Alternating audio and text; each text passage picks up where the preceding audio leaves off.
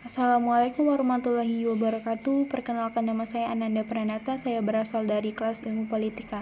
Nah, di sini saya akan berpendapat menurut pandangan saya tentang video-video yang pertama potret kemiskinan, keterbelakangan, dan tentang kesejahteraan. Nah, di situ saya menonton dua video. Yang pertama saya menonton berjudul 10 negara termiskin di Asia dan 10 negara terkaya di dunia. Nah, pendapat saya tentang rent seeking.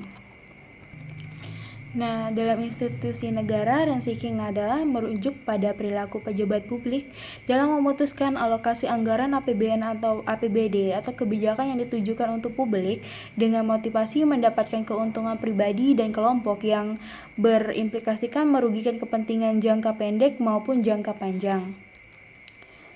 Nah, perilaku rent seeking ini sangat sering hadir dalam keseharian kinerja institusi negara ataupun pejabat pemerintahan.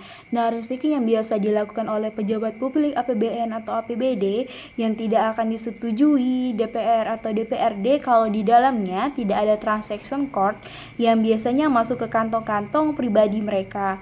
Nah, dalam hal itu merugikan publik karena anggaran untuk fasilitas pejabat atau pengeluaran rutin lainnya yang tidak berimplikasi kepada publik menjadi melambung tinggi, dan itu disetujui melalui fenomena saling menguntungkan antara pejabat eksekutif dan para anggota legislatif. Nah, rent seeking ini juga bisa disebut sebagai penyebab ketertinggalan suatu negara karena apa yang harusnya untuk rakyat malah dikorupsi oleh pejabat seperti APBN atau APBD yang harusnya untuk belanja negara, pendapatan negara yang gunanya untuk pembangunan, untuk pendidikan dan mencapai pertumbuhan ekonomi serta meningkatkan pendapatan nasional dan mencapai stabilitas perekonomian serta menentukan arah prioritas pembangunan secara umum. Nah, malah dikorupsi dan uangnya pun masuk ke kantong-kantong pejabat atau pemerintah. Nah, gimana warganya mau sejahtera, mau maju negaranya kalau uang rakyat aja dia masih dikorupsi kan? Nah, kemajuan dan ketertinggalan suatu negara menurut saya yang pertama kemajuan suatu negara juga bisa dari SDM-nya yang berkualitas. Yang contohnya Singapura, negara mereka tuh lebih kecil dari Indonesia, dan juga kalau dibandingkan dengan sumber daya alam Indonesia, sumber daya Singapura tuh masih jauh tertinggal. Nah, tapi Singapura mempunyai SDM yang berkualitas, disiplin, dan tingkat pendidikan yang tinggi dan beretika. Nah, dan untuk ketertinggalan suatu negara, persoalan yang sering dihadapi adalah sumber daya alamnya.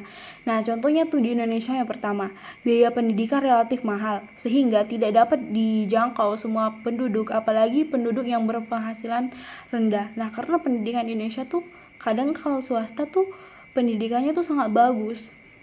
Nah, untuk yang kedua, minat menyekolahkan masih sangat rendah, terutama di pedesaan-pedesaan terpencil karena pikiran mereka tuh hanya kerja dan kerja.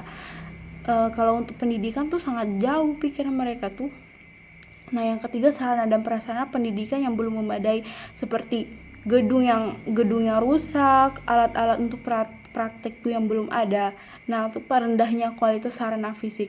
Nah, seperti yang nomor 3 tadi tuh kayak gedung-gedungnya mereka tuh belum ada, belum mencukupi. Terima kasih. Nah, sekian pandangan saya tentang video-video tentang 10 negara termiskin dan 10 negara terkaya. Terima kasih.